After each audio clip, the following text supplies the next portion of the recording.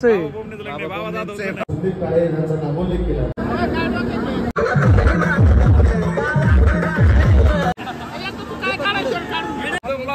झालंय. नमस्ते नमस्कार मित्रांनो, जय महाराष्ट्र. आजचा गाडीवरचा प्रवास होता. आपल्याकडे गॉगल नव्हता, त्याच्यामुळे रस्त्यात गॉगल घ्यायला थांबलो. एकच गॉगल घेताना लगेच पसंत केला आणि 100 रुपये मोकळ्या हाताने त्याला देऊन मी निघालो पुढं, कारण आपल्याला चंदूला घ्यायचं होतं आज सोबत. चंदू म्हणला मला पण गॉगल नाही. मग अशा टाकीत चौकात गेलो आणि तिथं त्याला गॉगलवाल्याने गॉगल घालून दाखवला. त्याने बी आपल्यासारखा सेम टू सेम गॉगल घेऊन पसंत केला, डन म्हणला आणि थोडी किचकिच करून पैसे दिले, कारण त्याचे 50 रुपये वाचले होते 2 गॉगल मागे. तिथं पोहोचलो. नवरदेव डान्स करीत होता. पहिलं नवरदेवाला भेटलो, त्याच्यानंतर रस्त्यात आपल्याला वाल्मिक भाऊ भेटले, जे शेवगावचे फोटोग्राफर येतं. आणि इकडं तुषार काटेचं काम चाललं होतं, फोटोग्राफी करायचं. आणि इकडे डान्स चाललेला होता एकदम उन्हात मोकार. आणि तेवढ्याच बाबा भेटले. काय म्हणतात बघा. काम झालंय. नमस्ते नमस्ते. आज इथं बाबाचं लग्न आहे पलीकडे, बाबा कोंबड्यांचं.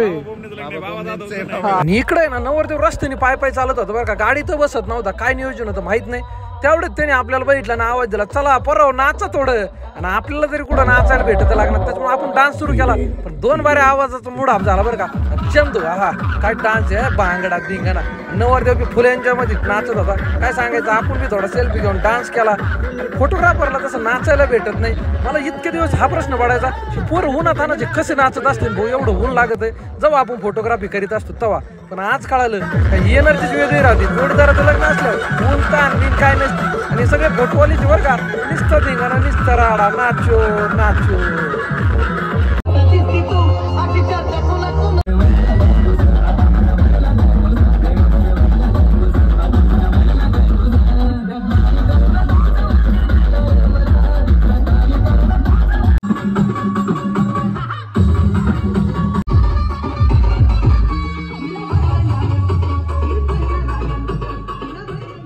इकडं कार्यालयात आलो, तिथं आपल्याला भेटले आपले मित्र KP सर. ते काय म्हणतात ते ऐका. जे आता संदीप काळे यांचा नामोल्लेख केला, त्यांचा ब्लॉग जर आपण बघितला फेसबुकवरती, तर ते दररोज अपडेट असतात आणि त्यांच्या ब्लॉगला लाखो कोट्यवधी व्ह्यूज मिळतात. असे आमचे मित्र संदीपजी काळे, त्याचबरोबर चंद्रकांतजी कोंडा आणि बाबा कोंडे फोटोग्राफी, सगळा मित्र परिवार त्यांचं मनपूर्वक स्वागत करतो. इकडे KP सरांनी मोकार कौतुक केलं आणि तोवर मुळे साहेब भेटले. मुळे साहेब म्हणले फेटा बांधून घ्या. फेटा बांधल्याच कळालं की नेते लोक फेटा बांधल्यावर लगेच का सोडतात. इतकं गरम होत होतं डोक्याला, पण काय करणार, आज मान दिला होता आपला. इकडं प्री वेडिंगचा व्हिडिओ लावला होता, 1 नंबर बनलेला होता. स्वतः म्हणजे अजय देवगणवानी दिसत होती एकदम. थोडी तब्येतीचा विषय. आणि कार्यालयात बसलं, पण आता बोर व्हायला लागलं होतं. म्हणलं लावायला काय चाललंय बघा बाहेर जाऊन. तर इकडं परत बघा.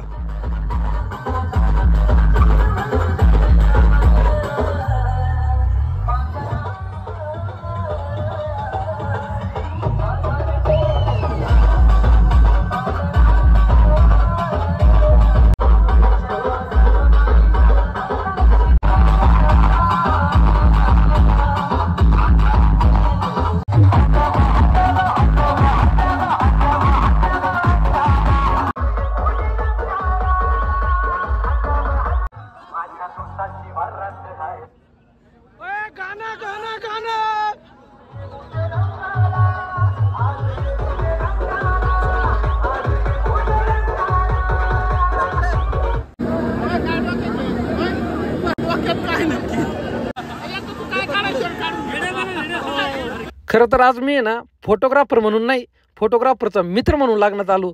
तो आम्हाला कळलं हे उन्हात आणायचं पोरं नाचत कसे असतील, हे उशीर का होत असेल.